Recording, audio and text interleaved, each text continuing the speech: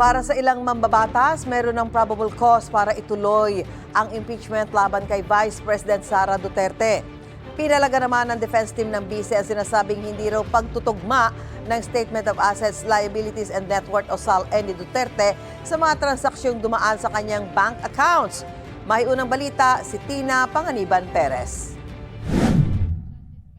Sa pagdinig ng House Justice Committee, napuna ang hindi umano pagkakatugma ng SALN ni Vice President Sara Duterte at mga transaksyong dumaan sa kanyang bank accounts, bagay na pinalaga ng defense team ng Vice Presidente. Para po sa amin, actually, wala naman pong hindi nagtutugma.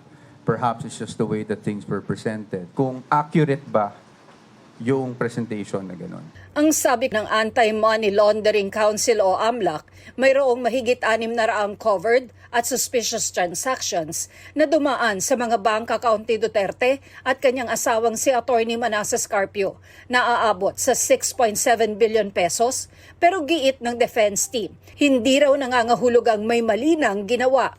Suspicious transactions does not equate to any wrongdoing or unlawful activity. Perhaps the bank thought or tagged it as suspicious, so umakyat sa AMLAC. Hindi naman ibig sabihin nun, illegal na kaagad, or may money laundering na kaagad, or may krimen na kaagad. Umabot daw sa halos 7 bilyong piso ang halaga ng mga transaksyon dahil pinagsama-sama ang halaga ng mga transaksyon sa loob ng 18 taon. Ibig sabihin, lahat ng withdrawals mo, lahat ng deposits mo, pagdating sa inflow and outflow, pinagsama-sama. Kasi aggregate yung ginagawang number. So lahat ng inflows dyan, lahat ng outflows dyan, ina-add up lang. Kaya may tendency talaga na maging bloated yung figures. But it is not determinative or conclusive as to magkano ba talaga yung nasa loob ng account. Sa isang pahayag, pinuna ni Duterte ang mga opisyal ng AMLAC dahil hindi raw nila nilinaw na walang findings na mga paglabag sa batas ang kanyang mga transaksyon at hindi totoong may bilyones sa kanyang mga bank account. Sabi niya, nakadeklara sa kanyang SALN ang lahat ng kanyang pera at ari-arian. Ang bawat sentimo raw ay lehitimo at may kaukulang dokumento. Binanggit din niya ang inilabas na Notice of Disallowance ng Commission on Audit sa confidential funds ng OVP. Tila itinaon daw ang paglalabas ng report at naaayon sa mga nararanasan niyang political attack. Pinababalik ng COA ang 73 million pesos na confidential funds ng tanggapan ng BICE, paglilinaw ng kanyang abogado. Hindi pa po final yan dahil may remedies pa po ang mga officials ng OVP. Again, motion for reconsideration within 30 days. And then, upon denial, kung ano man ang balanse ng 30-day period na yon, ay maaari pa kaming umakyat sa Supreme Court on Rule 64. At doon lang po sa desisyon ng Supreme Court magiging final itong disallowance na ito.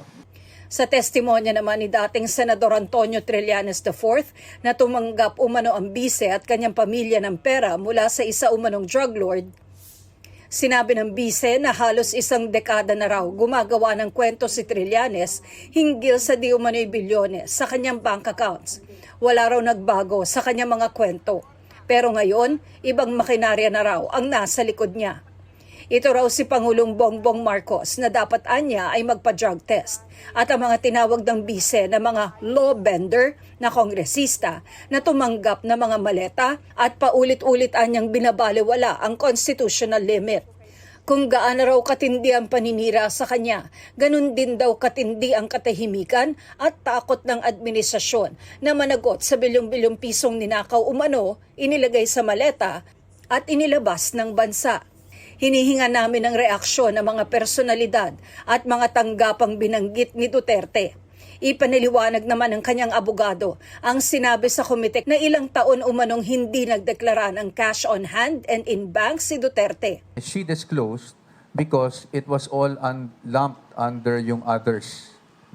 Kasi sa personal items, kung makita nyo dun sa SALN, nakasulat dun vehicles, or others, ganyan. So yung cash in bank, kasama siya dun sa others. I just wanted to clarify kasi baka sabihin parang sinasabi naming mali o sinungaling yung mga House members. Hindi naman po kasi ang sinasabi naman nila is walang line item ng cash in bank.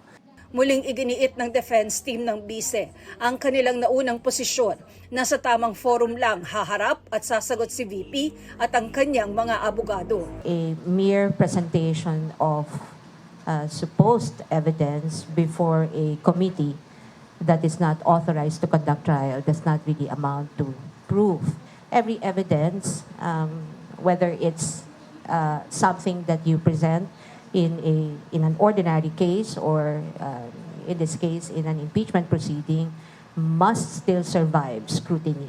It happens only in a proper trial before a tribunal or a body that has jurisdiction to conduct trial. Ang pagdinig ng House Committee on Justice, ginagawa raw para alamin kung merong probable cause para i-impeach si Vice President Duterte. Na-reach na po ba yung threshold for probable cause sa tingin po ninyo? This is my take, in my personal capacity, not as Justice Chair. After all, I do not vote. Tingin ko, baka nga nalampasan pa with the weight of evidence that were presented in yesterday's hearing. Ang net inflow na dumaan sa mga account niya ayon sa AMLA ay umaabot sa 2.87 billion pesos. Samantalang ang na-declare niya sa kanyang SALN ay 88.5 million pesos lamang. Napakalaki ng pagkakaiba yung discrepancy ng dalawang halaga na yan. At either dito sa committee o kaya sa Senado, kung yan ang kagustuhan niya, ay dapat ipaliwanag niya. Para sa akin, ito ay isang smoking gun na at least insofar as probable cause is concerned, ay andyan na yan. May nakita ng probable cause ang ilang miyembro ng House Committee on Justice para i-impeach si Vice President Sara Duterte kahit hindi pa nabubuksan ang kahong isinumite ng Bureau of Internal Revenue na naglalaman ng mga income tax returns ng bise at ng kanyang asawa. Pagbobotohan pa kung bubuksan ang kahon o hindi sa susunod na hearing. Ang kahon ng income tax returns ng bise nasa pangangalaga ngayon ng sekretary ng komite. Tatalakayin din sa susunod na pagdinig ang umano'y banta ni Duterte sa Pangulo, First Lady at dating Speaker. At inaasahang pagbobotohan na pagkatapos nito kung may probable cause para i-impeach ang bise. Ito ang unang balita. Tina Panganiban Perez para sa GMA News.